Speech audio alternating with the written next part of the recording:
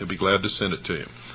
If you'd like to call him, his number is 602-567-6109. That's 602-567-6109. Please call him during normal waking hours. Stan's getting up there, and he likes to get his sleep, and I don't blame him. So please don't call him late in the evening or late at night. Let him have some of his own time. Call him during the day, during normal waking hours or early evening, please. Thank you very much for those of you who are doing that. Those of you who are not, please start. Well, let's continue where we left off.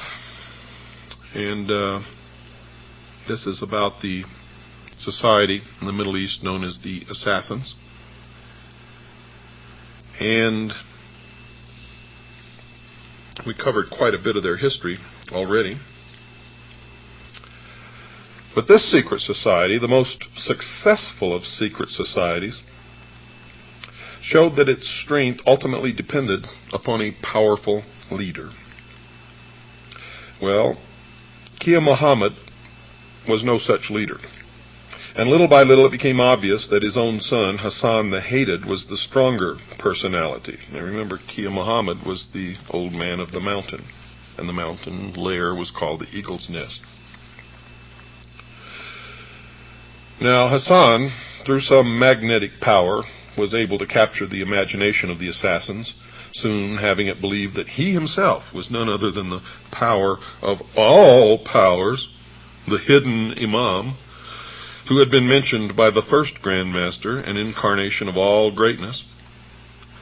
So important was Hassan that he was the fountain of power, and others only held a very small measure of authority because he allowed them to have it, for no other reason.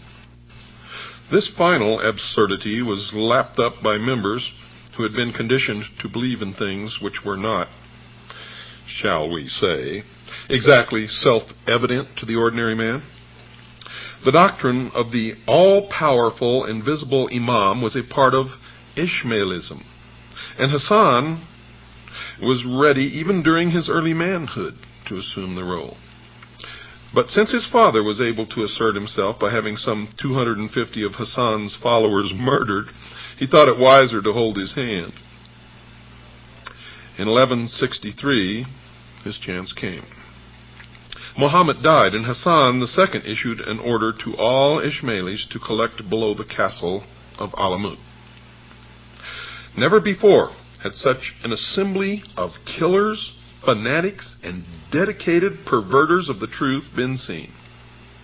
Hassan, probably in a state of megalomania, assured them that he had received a message from the Almighty, that is, from now, all the bonds of religion were loosed. Everyone might do as he liked. Later, in the modern age, we were to hear that again as, quote, the whole of the law shall be do as thou wilt, unquote. It was not necessary, he said, to keep up pretenses, and furthermore, he, Hassan, was none other than the hidden Imam. His word was law, and he was a form of the divinity, not merely relaying instructions from above, but the divinity. Now there was one further obstacle, folks. According to Ishmaeli doctrine, the hidden Imam was to be of the family of Hashim, the blood of Muhammad the Prophet. Such descendants were known and revered, and it was common knowledge that Hassan too was not one of them. He overcame this difficulty by stating that he was not in fact the true son of Kia Muhammad the Persian, but an adopted child of the caliphal family of Egypt. This pretense was carried on for 4 years, during which the crazed Hassan showed that he was not as mad as he might have been by consolidating quite efficiently the power of the cult. Eventually, he was assassinated by his brother-in-law, Namwar the Famous. Now the father-to-son succession seemed to be established. Muhammad II, son of Hassan II, began the cultivation of letters, and sciences which was to distinguish successive Grand Masters of the order. It was a conceit of his in the time of the greatest flowering of Persian literature that he was supreme among poets and philosophers. He used his assassins also to drive this point well home.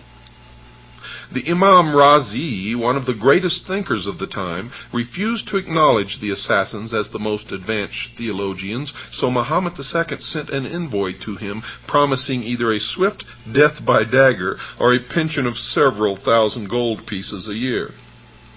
Suddenly, oh yes, suddenly, the learned Imam's discourses seemed to lose their bite. One day soon afterwards he was asked why he did not attack the assassins as of old.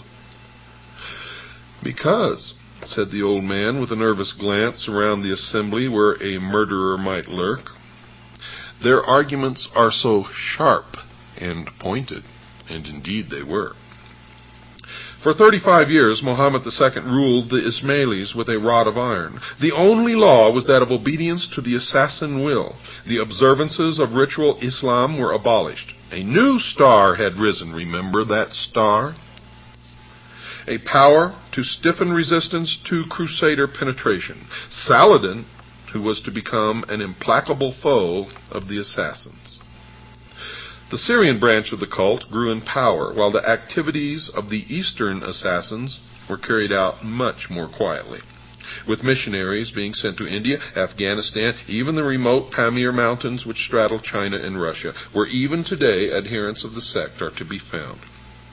Saladin had overcome the other Ismaili branch, the original home of assassin Egypt, and restored the true faith to the people of the Nile.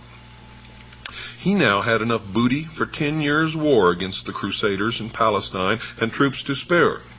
His first task was to unify the forces of Islam, and this he determined to do by force, if necessary. Sinan, ancient of the assassin cult in Syria, decided to oppose this terrible enemy of the Fatimites. 3 assassins fell upon Saladin and nearly killed him. This made the sect a priority target for the Saracen chief. The old man of the mountain, for his part, who was now Muhammad II, now unleashed a succession of fanatics and every kind of disguise upon Saladin. And by 1176, Saladin decided that an end must be put to the cult. He invaded their territory and started to lay it waste when the assassin chief offered him freedom of action to fight the Crusaders and no further attempt upon his life, if the cult were spared. Now, these terms were agreed to, and henceforth no assassin ever again attempted to molest Sultan Saladin. This period introduces Sinan as yet another strange and terrible assassin leader. For he had decided that he was the incarnation of all power and deity, and that he would live the part. Sinan was never seen to eat or drink, sleep, or even to spit. Now, can you imagine this? A living human being, never seen to eat or drink, sleep, or even to spit. Between sunrise and sunset, he stood on a pinnacle of rock, dressed in a hair shirt, and preached his own power and glory to delighted assassins. Have you ever worn a hair shirt? Have you ever stood on a pinnacle of rock between sunrise and sunset? I mean, every sunrise and sunset? And wearing a hair shirt every sunrise and sunset? Well, folks, this is historic fact. This is not something that someone made up.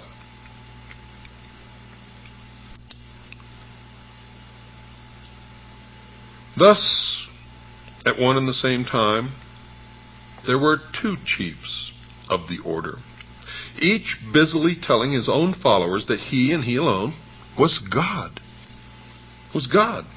Hassan in Persia, Sinan in Syria, each commanded legions of devoted killers, all committed by oath to follow his path. When Muhammad II died, he was succeeded by his son Jalaluddin, who completely reversed the orders that the assassins were to have no outward religious observances. You see, he felt that he could do a great deal by adopting the cloak of orthodox piety, and sent ambassadors far and wide to announce his